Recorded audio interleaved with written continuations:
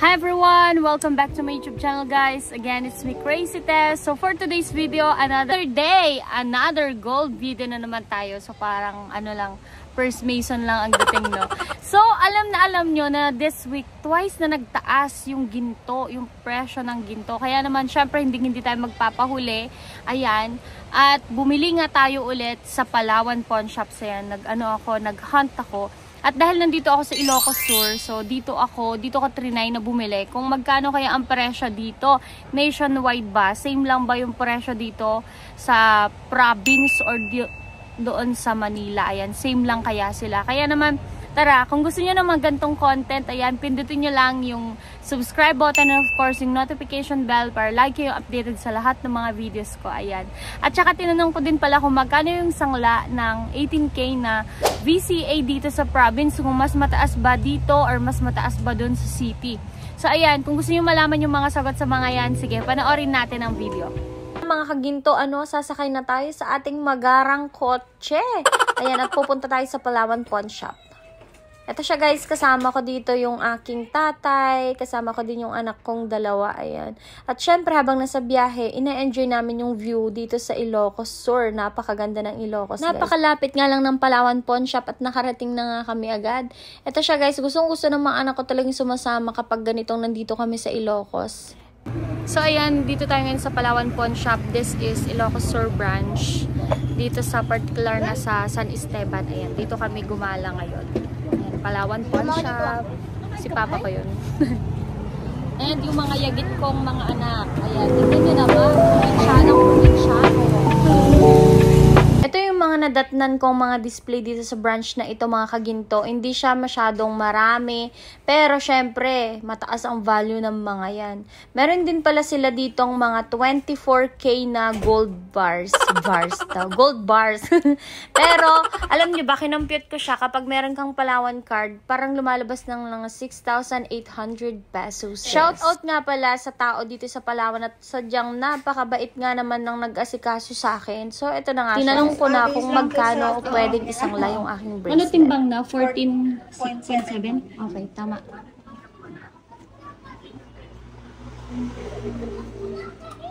Pwede kung base siya dun sa timbang, ma'am, 65,000. 65,050. Okay. Tapos kung halimbawa 1 month ko lang siya isasangla. Ano siya, yung advance interest niya kasi, ma'am, is 2.5. 2.5. Okay, thank you. Halimbawa, ma'am, na isasangla mo siya, pwede, interest niya lang, ma'am, per month is 1,632 pesos. 1,632. Okay. Okay na rin, no? Kaya lang mahal kasi yung ganito, yung Hong Kong setting. Naka-encounter na din kayo? Mahal yung per gram. Pero, syempre, pag-brand nyo talaga, brand nyo. Oo. Yung rate nyo na ganun, same lang sa lahat ng alahas? Sa timbang? Depende sa karamihan. Sa 18. Ganito din. Same lang. Nakaka-affect ba yung yung UP, ganun ng alahas? Ay, talaga? Mag-iiba talaga. Mas mababa. Okay. Basta may defect na siya yung mag-iiba talaga. Sige, thank you so much. Ayan mga kaginto, pagkatapos kong tanungin yung tao dito sa Palawan tungkol sa sangla, bumalik ako ulit dito sa kanilang display shelves. And of course, nakita ko itong hikaw na ito. Ayan, malaki siyang hikaw. 14K, ma'am, tanong.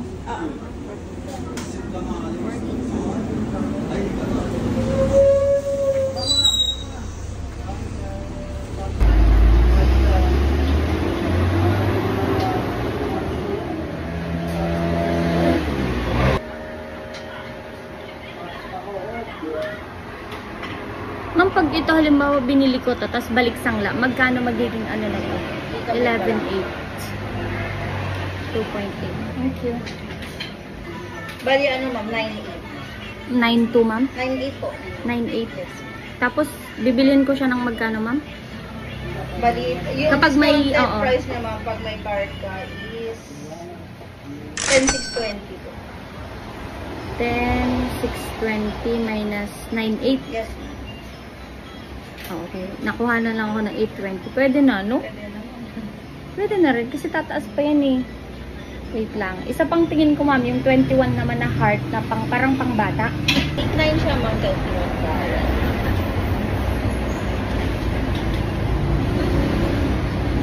na eh. Nakabit ko? Oo. Baka kasya sa'yo. Wait lang.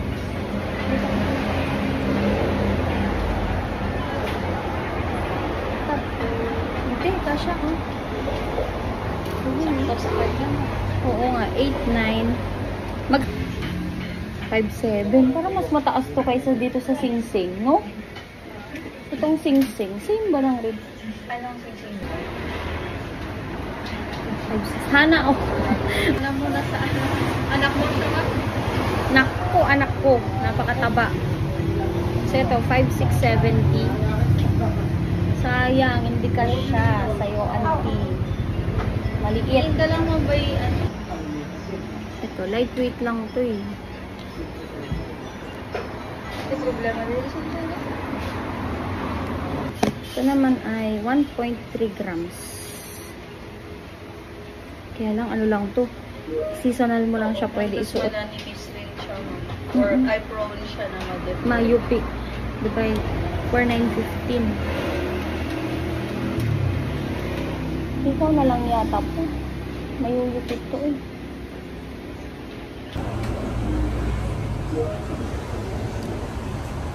Sa Palawan, this one is 11,800 and then 2.8 siya.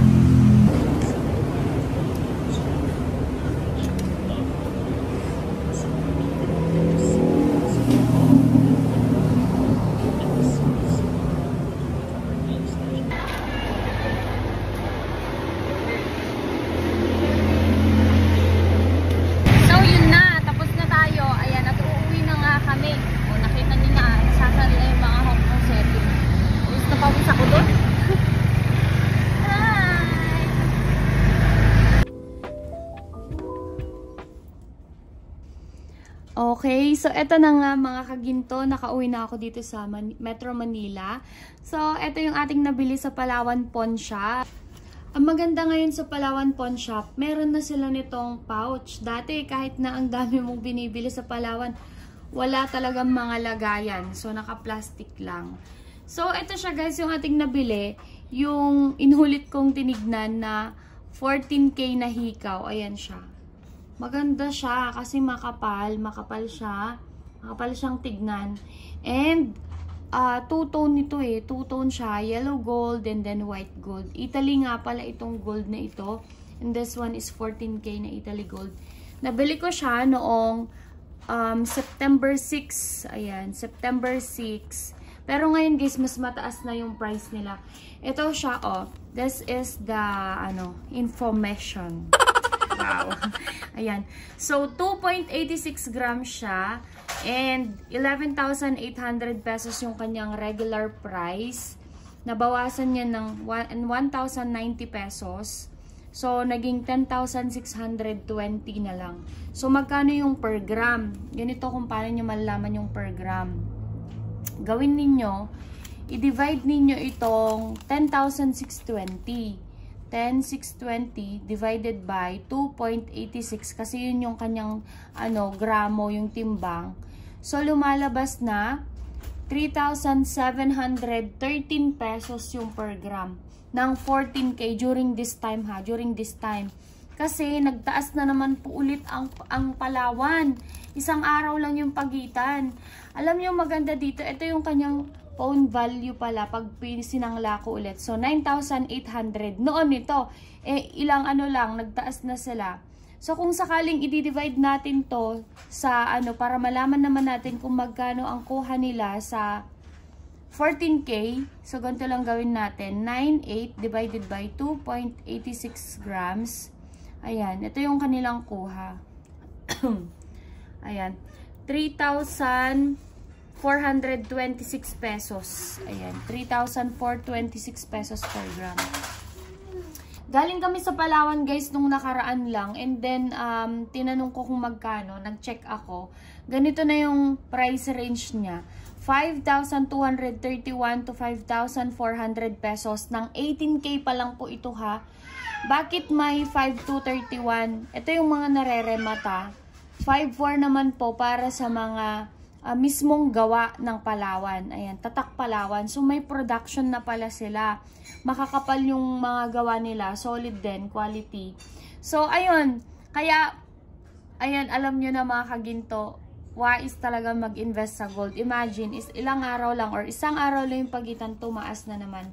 Kaya, ano pang ginagawa ninyo? Ayan, sa mga nagtatanong kung okay pa rin bang mag-start ngayon kahit mataas na. Yes, mag-start pa rin po kayo kasi ayan, kahit mataas na, tataas pa yan.